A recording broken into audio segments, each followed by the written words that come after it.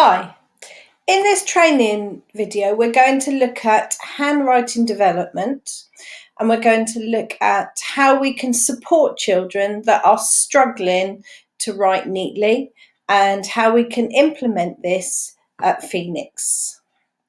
Now, there are certain things that children need to have in place before they can even start to write.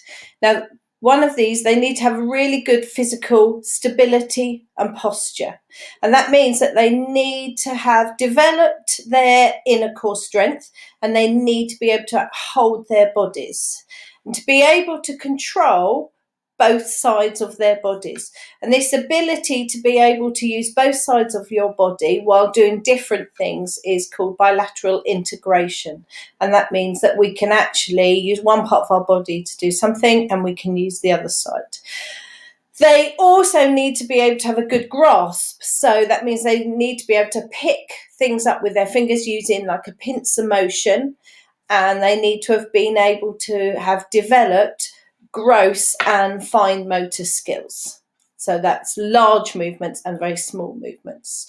Posture and seating is really important with handwriting. So children need to be sitting with their bottom against the back of a chair, with their feet flat on the floor, and they need to be at right angles. So their hips and their back need to be at right angles, and their knees, they need to have a right angle with their feet flat on the floor. It's really important. So I've added this as some interesting background reading. So there's been lots of research done on our posture and control and our motor skills and what we need in place to be able to write. And it all starts with that trunk, with our inner core strength. So, as it says here, children need efficient control of the large muscle groups in the neck, shoulder and trunk, and that's necessary to maintain stability.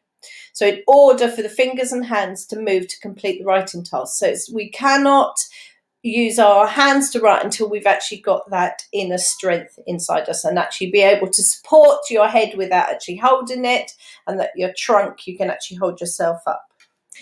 So as children develop, control and stability begins at the trunk, at our bodies, progressing down to our elbows, wrists, and finally the hands. So the hand is the last thing to develop. So with normal development, fine motor skills are developed from gross motor skills. So we need to have developed our large body movements, our gross motor skills, before we can even start doing fine manipulative sorts of things. And this is, you can see this in development of a baby. So first of all, they learn to swat, and then they reach, and then they grasp and manipulate a toy is one of the last things they do. So this is where we look at sort of the development. So children need to develop the proximal muscles. So these are your muscles that are inside your body, your center, your trunk and your shoulders, to be able to hold yourself, in order to use your distal muscles, so those that are further away, so the fingers and the hands. So all of these movements, when we're writing, our handwriting, they actually all come from our muscles and our trunk inside our body. So it's really important that our internal muscles are really developed as in our gross motor movement, before we can actually do the fine motor movement. So this is where children, when they're younger as babies, they develop their gross motor skills when they're reaching, on their tummy, rolling, crawling, position crawling, and then it's finally walking and standing and walking, isn't it? So children need to develop to be able to then execute their gross motor skills. So handwriting tasks, this motor planning requires muscle groups to work together with a proper force, time and actions to produce an outcome such as legible handwriting. So it's really important that these motor skills are developed and that we develop children internally, their core strength, so that actually we can use their fine motor skills as well. Now, I think this is a really interesting slide here with the photo of an X-ray of a hand, and you can see a sort of a young child's hand, and then you can see a 7-year-old's hand. And if you look closely, you can see how the development of the bones change as we get older. And Ruth Swells has done a lot of research on this, and saying that actually it's not just the size of children's hands, so the size of the writing implement that they need to grasp is changing, but actually it's about the bone as well. So younger children, so you can look in the EYFS hand where you can see gaps between the bone, they have cartilage, which obviously is not showing up in the x-ray. So the bone actually hasn't ossified yet into bone. So that isn't happening. So this part that is cartilage will eventually become through bone, through the process of endocrinal ossification. But this is not happening until later. And Ruth says that actually it's really important that we look at the physiology of children's hands, and we take this into account when we're expecting children to be able to perform. And actually that the maturation of a hand actually takes longer than maybe that we think it does.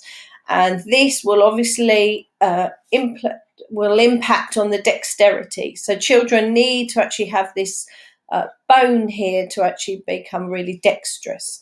So for us as educationalists, what we need to make sure is actually we're giving children activities that are developing the strength in their hands and the muscles ready for, as the bone develops, actually we've got the muscles there to support it. So this is where lots of activities that are developing gross and fine motor skills are really important to develop children's hands before actually we even think about handwriting at all. So I wanted to tell you a little bit about some of the activities that can be used to develop gross motor skills. In the early years, these are all the sort of activities we do, but I want people to think that they're not just about the things that you do in early years. These are things that can be used throughout the primary age, and children do develop at different times and different ages, and through other factors that may affect them, actually we may need to be doing these activities all the way through, and there may be children that need these as like an intervention as well. So the gross motor skills, these are your large movements where you're developing large muscle movements and actions ready to then take those smaller for the fine motor skills. So things like obstacle courses, gym activities, balance beam, our trim trail obviously is very good for this. Things in PE, things where they'll be using one side of their body and the other side of their body, crossing over from one side to the other. Things we use in the early years, such as everything's large. So our large building blocks we use outside, climbing frames, scooters, balance bikes, where children have to actually get some sort of balance. They've got to tip their bodies, use their bodies. Things you do in PE, jumping, hopping, skipping, kicking balls, using skipping ropes. So we said the trim trail. But then also things like the large-scale arts and crafts. So anything where you're doing large painting movements, drawing movements, also stacking, cups, anything pushing and pulling. And then in early years, we also use a weekly yoga and right dance as well. And then this links really well with Ali's sensory circuits. So all those activities that Ali has talked to us about before, these will actually be developing gross motor skills. She talked about core strength. So these will link really well. So sensory circuits is an important part of the gross motor skills. And then once children have developed their gross motor skills, then we need to take it down and develop the fine motor skills.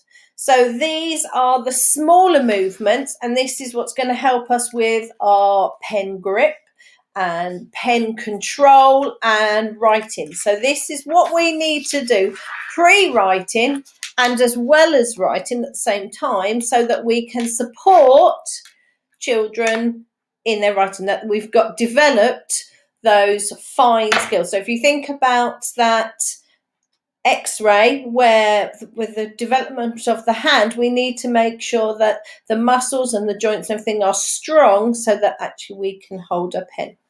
So things that we do in early years, so tracing activities, lots of different sort of tracing activities. That's not just with a pen and paper. That's things like shaving foam, sand trays, gloop, conditioner, anything where children then are using their hands and their fingers to follow patterns, to create patterns. That links really well with letter formation. So we use a lot of that to actually help with letter formation, where children are practicing, and also phonics. So it's a nice way of linking phonics for those children that struggle with that in a fun way. What phonemes can they write? So this is tracing. So that's where you've got control and you're having to follow a line. Then twisting, this is because it's involving your wrist as well, and actually you need to be able to manipulate your wrist in writing and have that fluidity. So twisting, things like nuts and bolts, so where you're actually then having to hold something and you're having to turn your other hand, twisting paper into tiny little pieces or twisting it, pipe cleaners, twisting pipe cleaners together.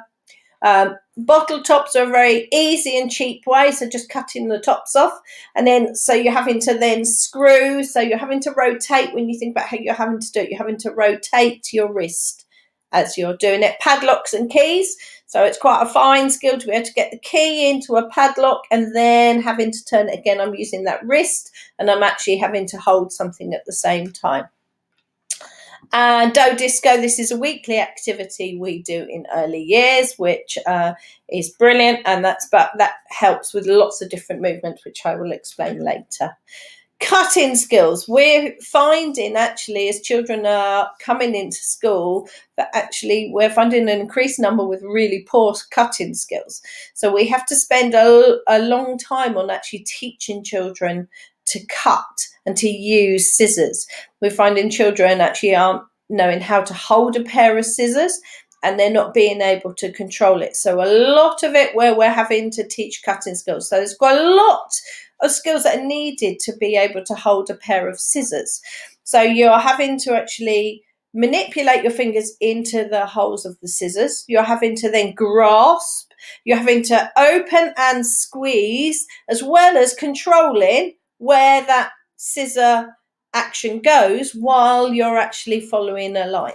So there's a lot of skills that are needed in something simple as cutting. And I think we can underestimate the benefits of actually practicing that and using that as well. So developing scissors, starting with straight lines, and then we go on to actually cutting in, angles, cutting out shapes, and then following a wavy line as well. So cutting skills are really important. Pinching activities that are pinching where you're using two fingers, thumb and forefinger, because when we're writing, obviously these are the two that we're mainly using, and actually we don't want children to fatigue while they're writing, so we need to develop that as well. So a two finger, thumb and forefinger. So things we use there, pegs. So a nice easy one, just using normal pegs, and you can have small pegs, large pegs. Bubble wrap, really, I bet lots of us have had lots of Amazon parcels delivered with bubble wrap. It's always a good thing to keep. Cut it out, give them a square. Quite nice if they're a bit frustrated to sit and pop bubble wrap. It can be a very calming exercise as well. I think we all like that sound of popping bubbles. So we do a lot of that, and you can only use it with your forefinger and thumb. Can I do it with my next one, my Peter pointer and my Tommy thumb? And can I do it with Toby toe and ruby ring? So actually that practicing, can you pop it with different ones? Sorting coloured matchsticks, so that's very small. Matchsticks are really small to pick up. So actually, can you then use your pincer movement to pick up two small matchsticks and sort them into colours? And then pegboards, put in those pattern pegboards, so putting coloured pegs into it and then picking them out again. So that's the really important one. And then grasping and pincer movements. So grasping, I actually need to use my whole hand to grasp something.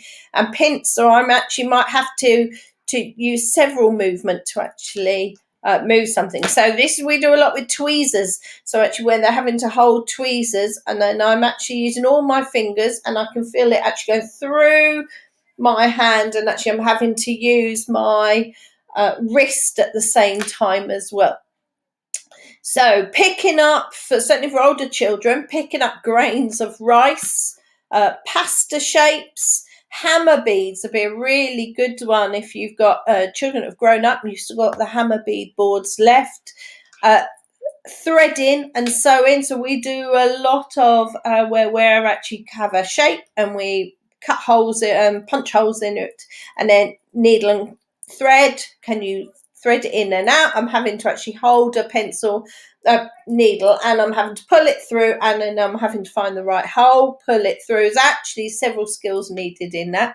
Threading pasta, and a real favourite of mine, using hammer and nail. So actually we did one where we were hammering nails into pumpkins. It was great fun. So actually where you're having to control two sides of your body for that one. So all these are fun things that you can use to develop fine motor skills, and I'm sure you're a professional, you can find ways of integrating this into different activities as well.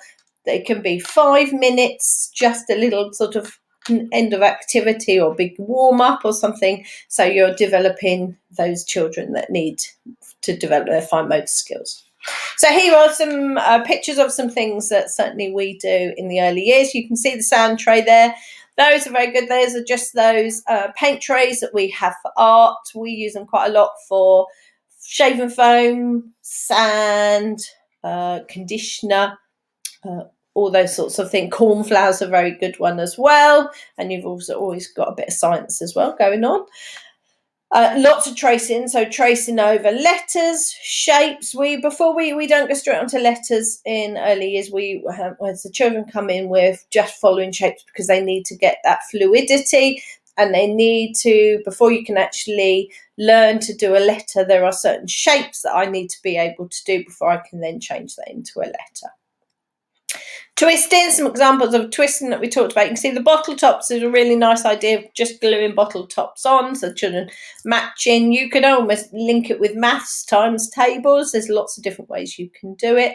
Nuts and bolts, you can see here where they've twisted pipe cleaners and then threading beads on. So actually they're involving twisting and then they're involving a pincer motion in that as well. And then padlocks and keys is a really good one as well. So twisting, where we're actually then, you're having to use your whole hand to grasp for some of these, and then you're using that wrist movement as well. Cutting skills. Now, it's, as I said, cutting, that can be quite a complex skill, and even holding a pair of scissors. And we find a lot of children at the beginning really struggle with actually just holding a pair of scissors.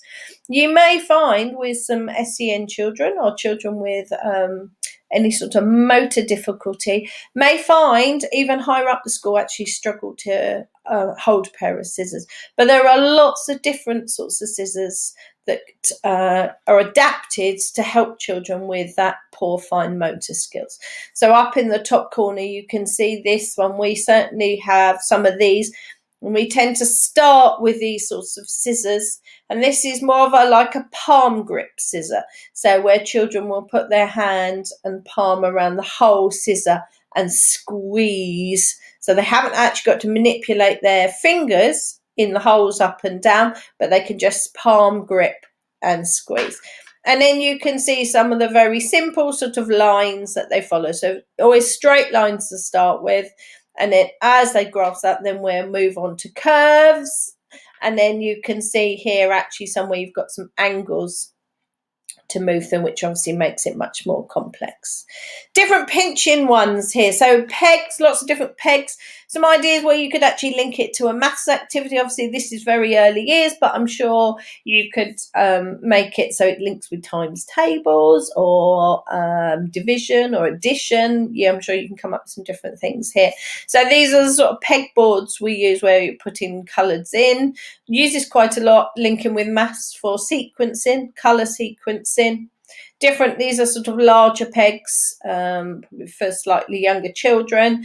And then just normal clothes pegs. So, I'm always buying packets of clothes pegs for £1 and writing on them and things that we can use. How many can you put on? Have it buckets with numbers on, put that many pegs on. Again, you could link that to any sort of mathematical thing, or again, phonics have words on with sounds, so lots of different things. And then these rainbow sorting over here. I always go from Pound Shop for a pound of coloured matchsticks, so that's really those fine motor skills, picking them up. You can see it. Now you can do it for using your hands, so they're actually having to use their fingers. And then as we go on, we develop that as well and do it with tweezers as well. So we do a lot with tweezers. Picking up pom-poms with tweezers is a popular one because they're soft, they're quite easy to grasp. And then as we go, we make it smaller and smaller. Chinese New Year is always a great one. We're doing the tweezers. How many rice grains can you move from one ball to another with tweezers is a good challenge. Grasping and pincer motions. So here you can see some others. So lots of threading beads.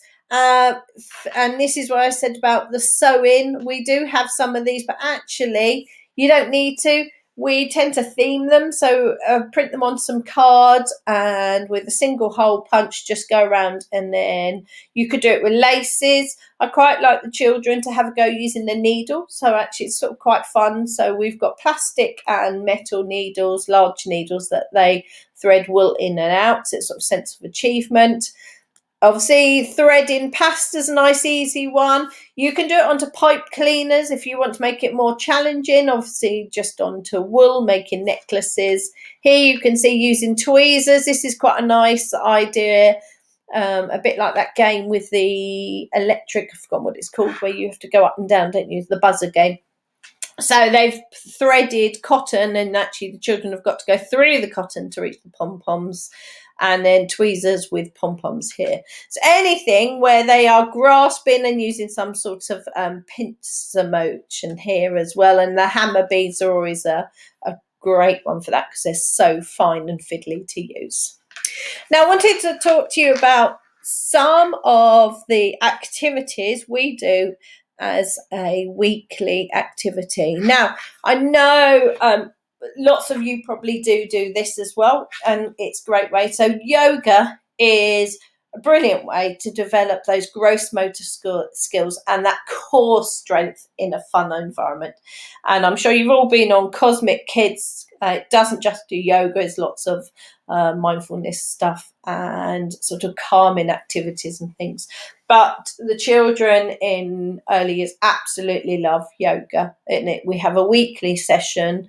They're anywhere between 5 and 30 minutes. We do about a 15-minute one usually, and it's a really good way of developing that inner core strength. And I know we all can identify children in the school that maybe haven't got that good core strength, that aren't very good at being able to hold themselves upright, or slouched, or can't sit up, or whether they sort of find it very tiring to actually keep their core strength. So yoga is a great way of developing that core strength.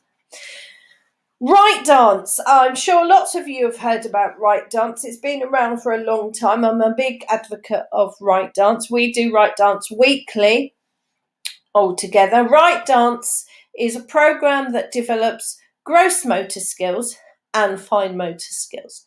And it's done sort of through a story, and children work on following a routine of movements and developing movements to music. So it's very rhythmic and it follows the music and the patterns in the music, where children do large gross motor skills, and all the actions that they're doing are ones that, as large ones, you would take down and would be made smaller for fine motor skills that are going to help you with writing.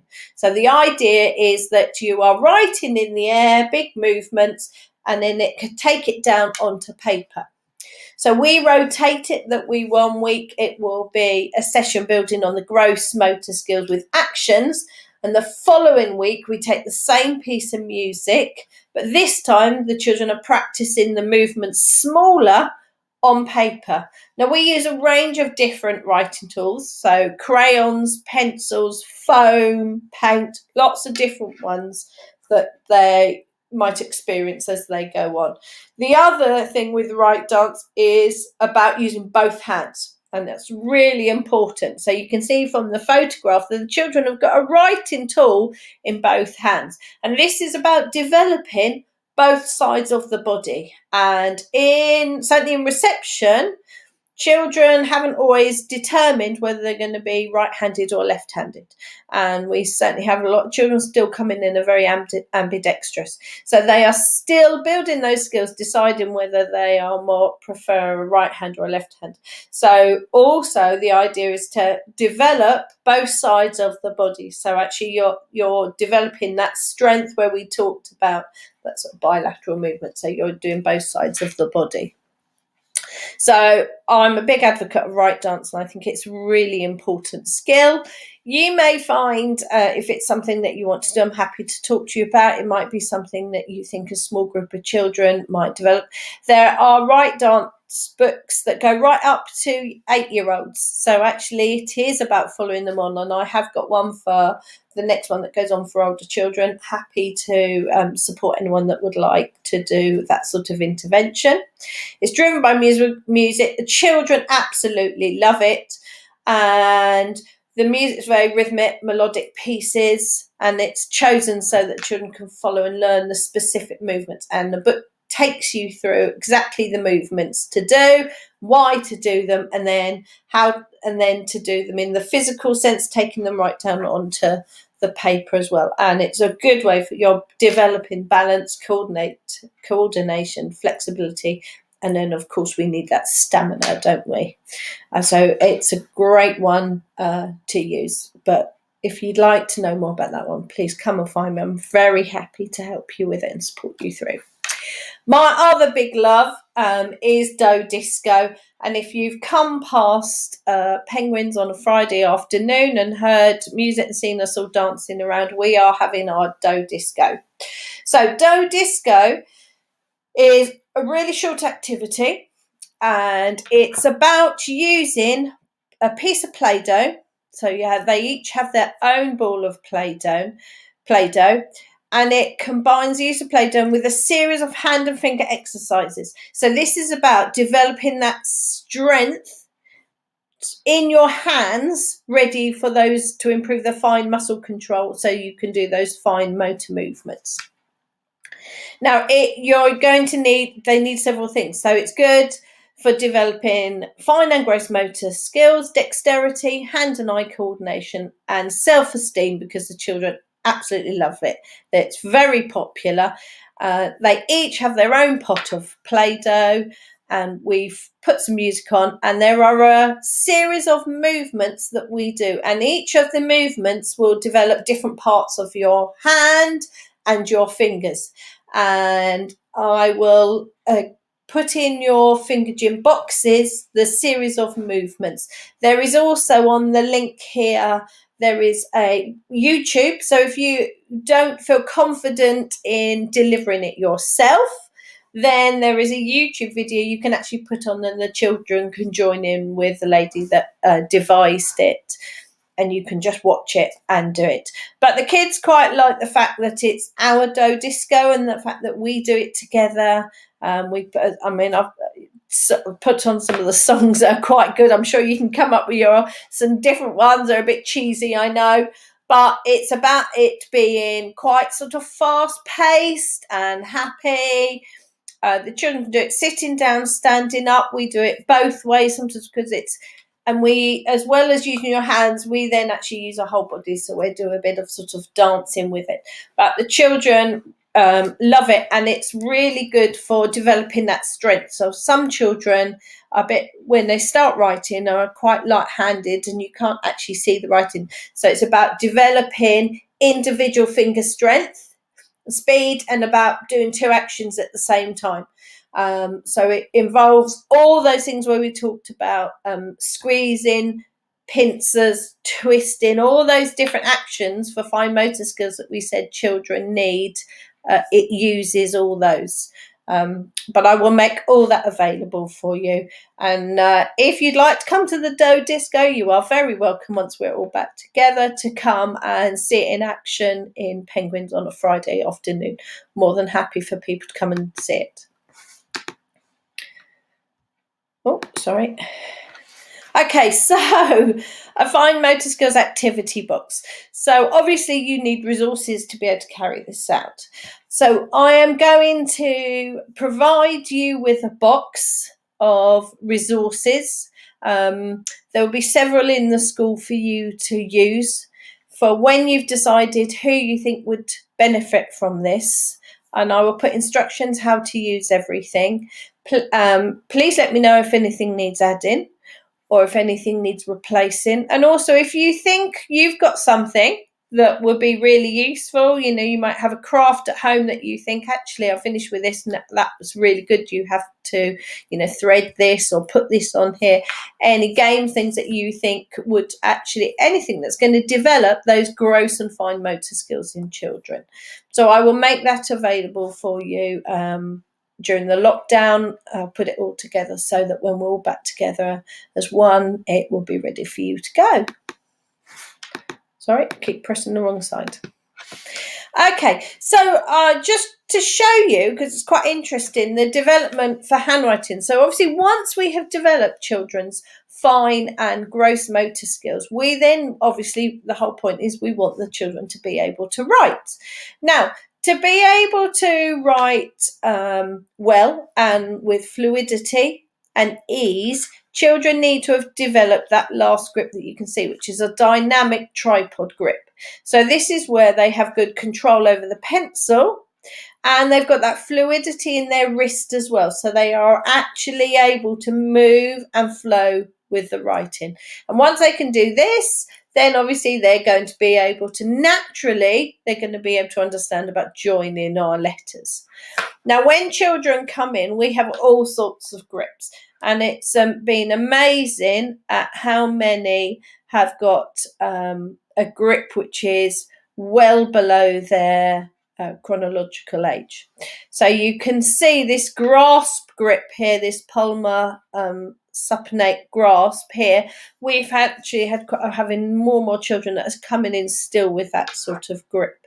And we need children to be able to develop one of these, which is a tripod grip. So you can see that actually we need them to be able to hold the pencil so that actually they have control of it.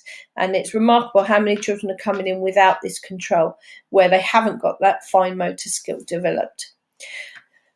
So these tripod grips here, you can see actually that by this stage, the children are able to hold the pencil between their fingers, but actually they haven't got the flow. It's not dynamic yet. They haven't actually got that flow in their movement. So this is where the fine motor skills and the practice and the tracing are really important to actually develop that fluidity. Now, we all know that some children still find it challenging, even when they might have developed that, or they're struggling to develop that, that they might have another need. So what we may need to do, we may actually need to give them something to support them with that, some sort of equipment. And they may need a modified grip to help them with the actual mechanics. So there's a range of modified grips that you can put on writing equipment to support them, and that will really help them. We have a range of those in school, and obviously the SEN department will support you with that. And they're not all grips are the same. It's about trying which grip suits the children, and depending on how the child is holding their writing equipment and where the fingers are naturally placed, we need to actually get the right grip. So there's a whole range of grips out there, but obviously Senko will help us with that. So let's look at now handwriting. So let's look at the mechanics of handwriting and what this is going to look like in Phoenix and how we want to take presentation and handwriting forward. So in the early years, so in EYFS, we need to concentrate on the correct formation of each letter. And we are going to link this with our Read Write Ink program. So in early years, we are concentrating on recognising and being able to form the letter. And our early Read Write Ink talks about each letter, how it's formed. For example, we go around the apple and down the leaf. And so we are looking at the letters. So in early years, we plan to actually teach children how to correctly form a letter.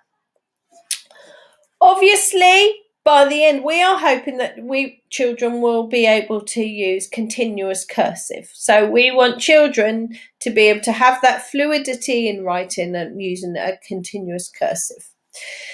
In excuse me, in Key Stage 1, we want children to learn that the letters start from the line. So in year 1, children will start to learn that when I'm writing the letter now, I'm going to start from the line, because this is where children are starting to use lined paper more than we do in early years.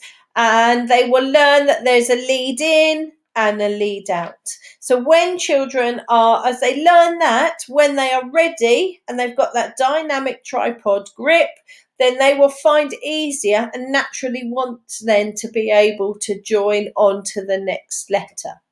So the aim of Key Stage 1 is that children be able to use continuous cursive by the end of Key Stage 1. So by the end of year 2, we want children to be able to join their letters in that way. So if we start teaching them that join in year 1, and then as they're ready, we'll show them some of the joins, and then they will be. The idea is that they can join by the end of that. Keep pressing wrong side. Apologies. Okay, in Key Stage 2. So we hope. Obviously, there is always some exceptions because of ability and need, but our hope is that children are learning that the continuous cursive joins by the end of Key Stage 1. As they go into Key Stage 2, this is where we are refining our writing. We want to refine our diagonal and our horizontal joins, and then we'll be understanding which is the most appropriate to use. We also want them to be able to develop their letter sizes so that we're making a clear distinction between the upper and the lower letters and between our ascenders and descenders. And this is where they're also going to be refining their fluency as well. So we're hoping then that actually we're developing that pace and that fluency in writing as well. Obviously, not all children are the same, as we know, and children develop at different times. So there will be some exceptions, and there will be some that need more support, some that won't be ready yet. So we have to take each child as an individual and obviously work on which is appropriate for them. But the Key Stage 1 SATs really want children joining. They need to be able to show that they can use some joined up writing. So by the end of Key Stage 2, Key Stage 1, this is where we really want them joining, and then Key Stage 2, we're about refining it, accuracy and fluency. Okay, so I've added this is to show you which letters use diagonal joins, which use horizontal, and the different joins to use for which letters. This will be in the handwriting and presentation policy and in a progression in handwriting document, which will be circulated to you. So you will have copies of this so you can see which ones you need. And this is sort of starts from your teaching point, really. So the teaching of handwriting, I don't want to sort of give you a whole nother lesson. I don't believe that handwriting is something that should be on its own. I think the correct handwriting needs to be seen as an integral part of writing rather than a standalone lesson. I've seen too many times where it's taught on its own and children do it beautifully in a handwriting lesson. And then when they come to their literacy books or their spelling books, whatever, it all goes to pot. So we need to make sure that actually children see that handwriting is an everyday thing and it's integral to writing, that it's not on its own. So I propose that spelling and phonics is the ideal time to incorporate teaching of handwriting. So you can use your spelling and phonic patterns, and it's about you modelling it as well. So children can practice their phonemes